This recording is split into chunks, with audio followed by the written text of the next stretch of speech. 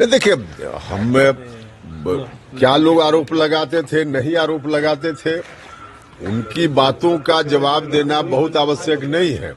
लेकिन थोड़ी देर के लिए हम मान भी लें कि लोग मुझको कह रहे थे कि बीजेपी के साथ इनका अलाइनमेंट हो गया है पहले ही, तो पहले कब कहाँ अलाइनमेंट करना चाहिए, यह तो बड़े भाई से उपेंद्र कुशवाहा ने भी कुछ सीखा है ना।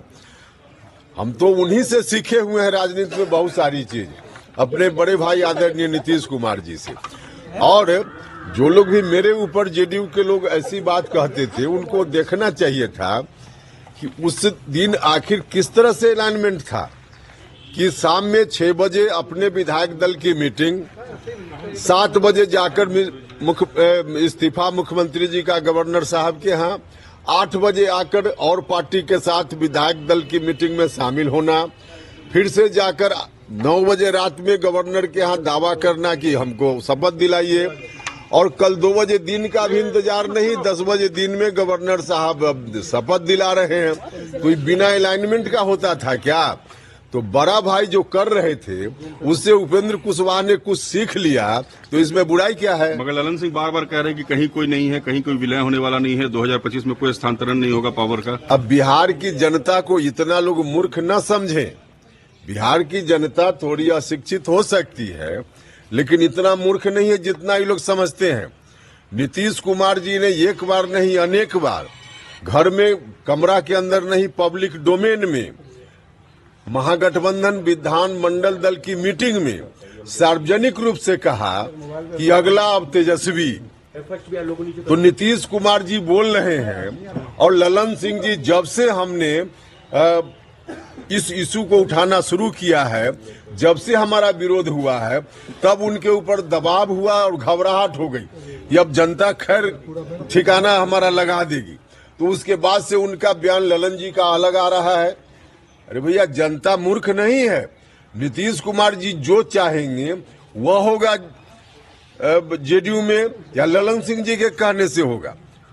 और तय कर ले दोनों लोग कि नीतीश कुमार बड़ा नेता कि ललन सिंह जी बड़ा नेता, और इसको भी थोड़ी देर तक मान भी लिया जाए। तो हम तो यह कहते भी रहे हैं कि नीतीश कुमार जी को इन लोगों ने अब ऐसी स्थिति में पहुंचा दिया जहां उनका कुछ नहीं चलता है। लेकिन इस विषय में सच यही है कि डील पक्की है, डील हो चुकी है। उपेंद्र कुशवाहा के कदम से घबराकर, घबराहट में ललन सिंह जी को ऐसा कहना पड़ रहा है। बनाई है, नई पारी की शुरुआत हमने की है, तो सब लोगों की ओर से धन्यवाद मिल रहा है। हम लोग एक साथ काम करने वाले लोग हैं, मेरे मित्र हैं संजय जी, तो उनको भी जानकारी हुई। तो राजनीति में सब लोग हैं, मेरा कदम जिनको भी अच्छा लगा लोग धन्यवाद दे रहे हैं। इसी क्रम में आए और मुझको उन्होंने धन्यवाद दिया, और हमारे यहाँ आए, घर पर आकर धन्यवाद दिया, तो हमने भी उनके प्रति आभार प्रकट की है। तो बस इसी रूप में मुलाकात थी। आगे आपसी सहयोग रहेगा दोनों का। बाकी और कोई बात करनी हो तो जाइए उनसे बात कर लीजिए ना। गठबंधन भी करेंगे 2024 से पहले। सर, क्या कोई आने वाले समय में गठबंधन हो सकता है बीजेपी के साथ? देखिए, अब जिसके साथ गठबंधन होगा हम बुलाकर आपको बताएंगे ना। लेकिन संभावनाएं हैं, जल्दीबाजी क्या है? संभावनाएं तो तमाम है। सर, शुरुआत हो गई। अब शुरुआत गठबंधन कोई आधा आज, आधा कल, आधा परसों ऐसे थोड़े होता है। आपने जिस तरह उसमें शुरुआत की कोई बात नहीं है। आपने जिस तरह